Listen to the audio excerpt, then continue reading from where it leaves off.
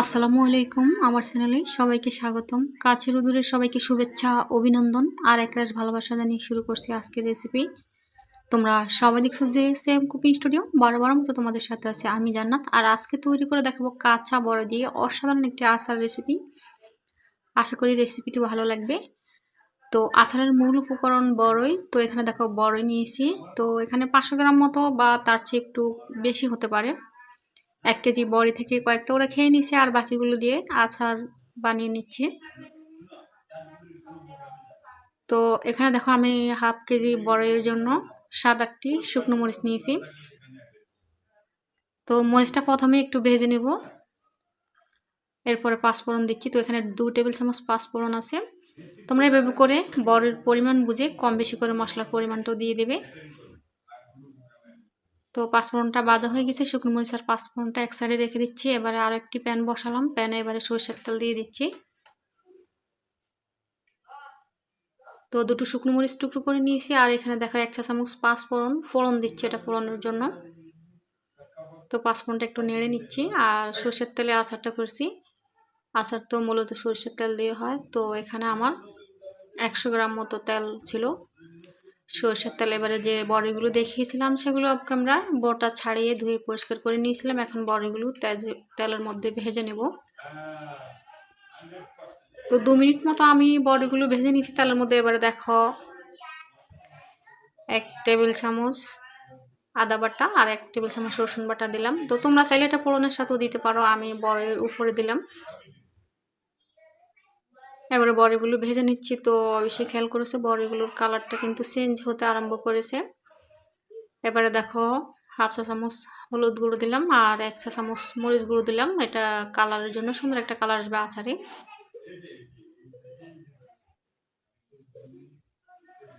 আবারও সম্পূর্ণ ফুকনটা নিয়ে নিচ্ছি। এবারে দেখো লবণ দিচ্ছি। তো এখানে 1 চা চামচ লবণ ছিল, হাফ কেজি বড়ির জন্য 1 চামচ লবণই মনে হয় যথেষ্ট হবে। যা হোক তারপরও চেকে দেখা যাবে, পরবর্তীতে কম বেশি হতে পারে, লাগলে দিয়ে দেওয়া যাবে। এবার আবার সম্পূর্ণ ফুকনটা নেড়ে নিলাম। এবার ঢাকা দিয়ে রাখছি। এবার আঁচটা একদম স্লো করে দিয়েছি, স্লো করে কয়েক মিনিট ঢাকা দিয়ে রাখলাম। তো কয়েক মিনিট পরে ফিরে এসেছি, দেখো বড়িগুলো অনেকটা ফুলে গিয়েছে আর খুবই সুন্দর একটা কালার এসে গেছে মাশাআল্লাহ। বড়িগুলো আবারও নেড়ে নিচ্ছি যাতে নিচ থেকে মশলাটা ধরে না যায়। তো এই আচারে একদমই আমি পানি ব্যবহার করব না, এটা পানি ছাড়া তৈরি করব। আর এই আচারটা কিন্তু দীর্ঘদিন ধরে সংরক্ষণও করা যায়। এবারে দেখো গুড় দিলাম। আমরা সাধারণত বাজার থেকে যে আচার গুঁড়ো কিনে খাই সেটা দেখো খুব কালারফুল দেখতে, মানে আচারের কালারটা খুবই সুন্দর এই গুড় দেওয়ার কারণে। তো চাইলে কিন্তু চিনি দিয়েও করা যাবে, গুড় দিলাম যাতে সুন্দর একটা কালার আসে।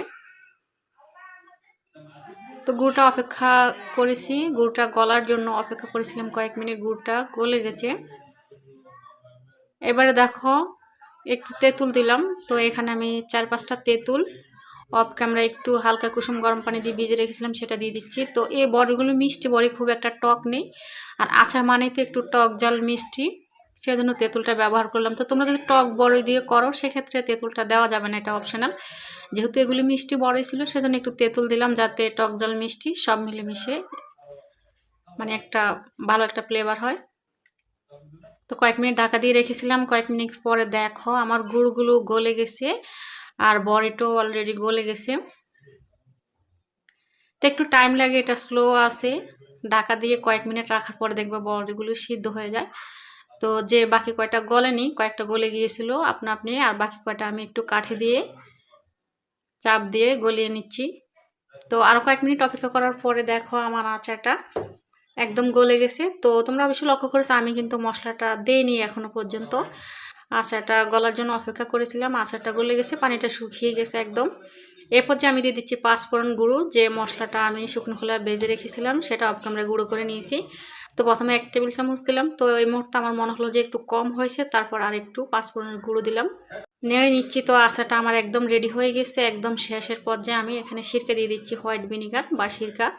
সিরকাটা 2 টেবিল চামচ মতো দিলাম। সিরকা দিয়ে আবার একটু নেড়ে নিচ্ছি স্লো আছে। তো আচারটা দেখো একদমই রেডি হয়ে গেছে, শুকিয়ে গেছে নিচ থেকে। তো পরিবেশন করাটা দেখায়নি, দেখো আমরা পরিবেশন করে নিয়েছি। খুবই সুন্দর একটি কালার এসেছে মাশাআল্লাহ। কাঁচা বড়ি দিয়ে যে এত সুন্দর আচার তৈরি হয় এটা না দেখলে বুঝতে পারবে না। এখানে দেখো আমি কয়েকটা শুকনো মরিচের বিচি দিয়ে দিচ্ছি, এটাও অপশনাল, এটা আসলে দেখার সৌন্দর্যের জন্য উপরে ছড়িয়ে দিচ্ছি। আর এই মুহূর্তে সবাইকে ছোট্ট একটি অনুরোধ করছি, আমার রেসিপিটি যদি তোমাদের কাছে এতটুকু ভালো লেগে থাকে তাহলে একটি লাইক করে দিও প্লিজ। আর এই আচারটা কিন্তু তোমরা 6-7 মাস ধরে অনায়াসে সংরক্ষণ করতে পারবে, মাঝে মধ্যে একটু রৌদ্র দিলে হবে। তো তৈরি হয়ে গেলো আমার কাঁচা বড়ি দিয়ে অসাধারণ আচার রেসিপি। কেমন লাগলো আজকের রেসিপি? ভালো লাগলে আবার বলি একটি লাইক করে দিও প্লিজ। আর প্রতিদিন এরকম ইন্টারেস্টিং ভিডিও পাওয়ার জন্য আমার চ্যানেলটি সাবস্ক্রাইব করে পাশে থেকো। সবাই ভালো থেকো, আবারও কথা হবে অন্য কোনো দিন অন্য কোনো রেসিপিতে। শুভকামনা, আজকের মতো বিদায় নিচ্ছি। আল্লাহ হাফেজ।